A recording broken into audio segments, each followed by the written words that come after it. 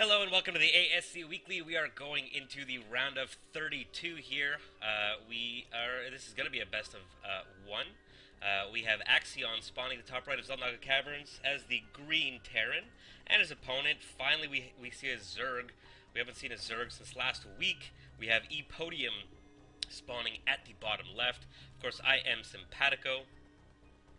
I'm Zeltsum, and hooray, TVZ! As a Protoss player, I do like watching Protoss. I do like watching Protoss because A, it's easier for me because I know Protoss in and out, and it's cool because Protoss is the best race, like easily, except that we don't have mules, so it's actually like the worst race. But yeah, it's kind of nice every once in a while to just not watch Protoss. Definitely. I mean, I love playing against Zerg just because I don't know. I've actually played Zerg the most because my real life friend played Zerg, so we just played a lot of games together, 1v1 practicing.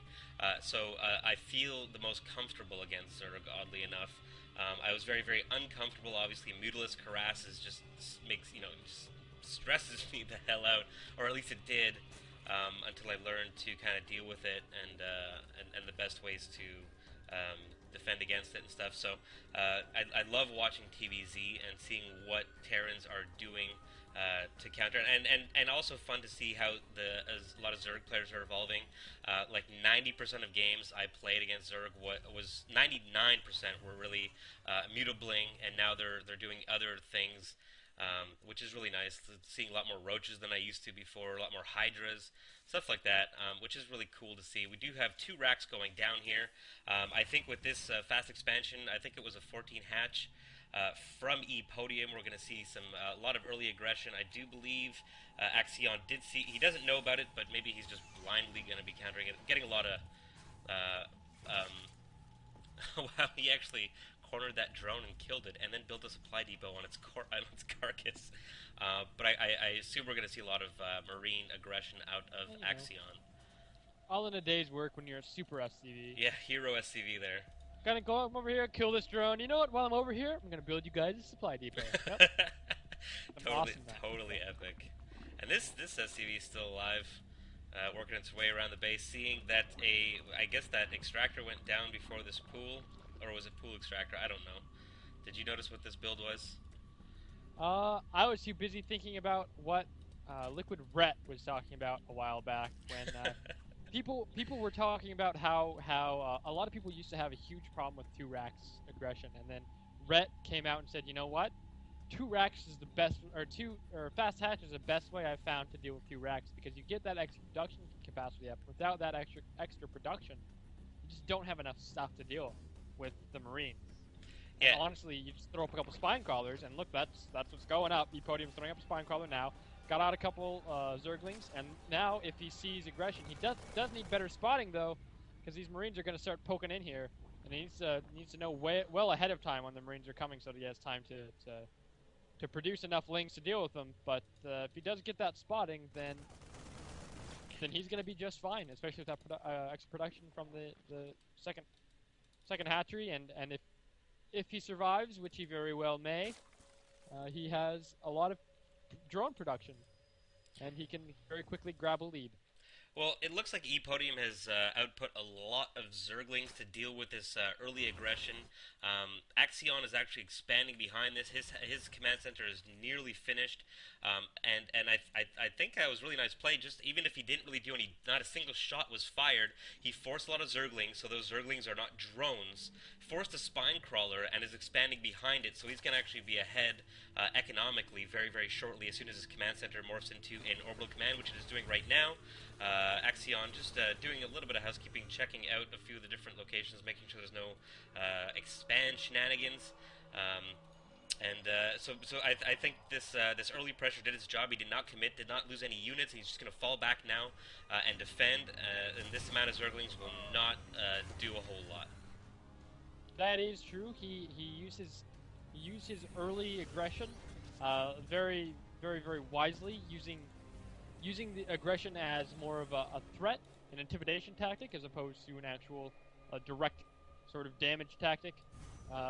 But it's going to be his follow-through that defines whether or not he can go far in this tournament. Pulling back all his Marine skills, Overlord, probably should only pull back 2 to kill this Overlord. A little bit of a small nitpicky thing, but if he did get attacked at the front there, his supply depots could be in quite a bit of hurt. I'm really not sure why Axion hasn't sent out this command center yet. There are some Zerglings over here, but I mean, what he has, the units he has on the map right now could easily push those away, no problem. Instead of just, okay, now he's finally going to be moving it over. He was using it to produce some SCVs, so at least it wasn't totally useless, but could have probably gotten this out a lot earlier, smartly dropping a couple of bunkers here. These Zerglings could do some serious damage right here, getting a couple of easy kills and delaying these bunkers even, but looks like he's just not looking at the map. Even if he took a Zergling and put it under where the command center is trying to land, it could at least delay the expansion by a few more seconds, at the very, very least. Every little bit counts, and it starts to count at this level. Not attack moving there, so getting a few unnecessary hits there. No problem, though. Easily sending those units away. Hopefully we're going to see an SCV Maynard here any second. Actually, he doesn't have as many SCVs as he should. He only has 27. Wow, I think he forgot to build SCVs. His SCV production has been somewhat lacking. And in the meantime, ePOdium has been producing drones. Now at 40 drones to Axion's 28. And it looks like Axion is not in a happy place economically. ePOdium using these Zerglings wisely, rather than wasting them trying to like run around in this stuff, and just using them to take down these rocks so that he can get ready to take a third, so that he can defend the third that he's already taking, which is definitely very smart, taking that third in a reasonable amount of time. A lot of Zergs take that third way late.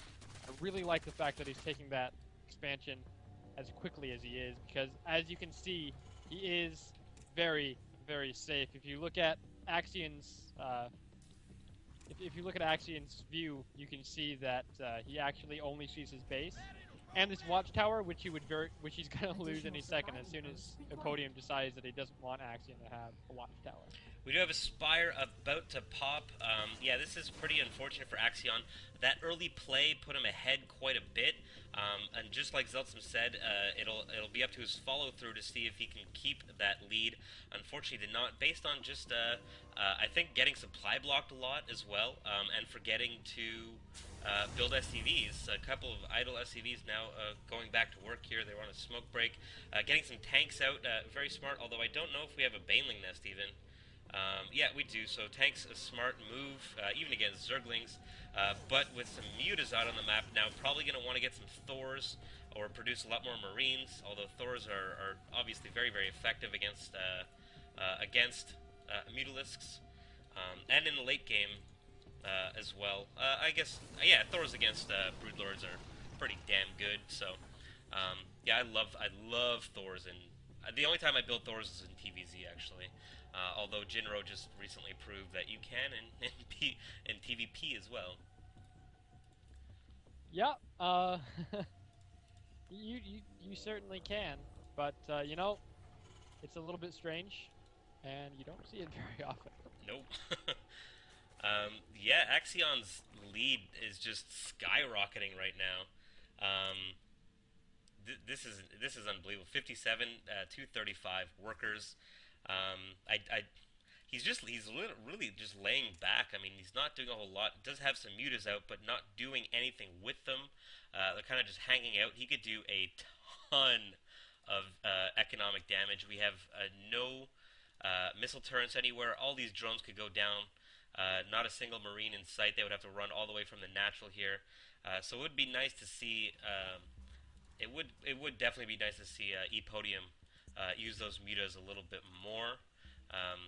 Trying to bust his front won't work too well with what he does have, so needs to try and do something else. We're going to start producing a few more units. His macro is slipping as well. We have 1,300 minerals and 700 gas.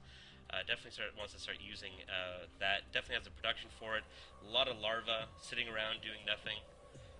Jay just needs to build a whole bunch of Zerglings and then make them all Banelings and then A-move.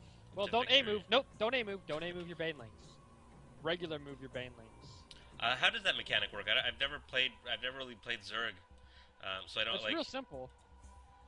If the Baneling dies, they explode as though they're attacking something, and if you're within range, you take splash damage.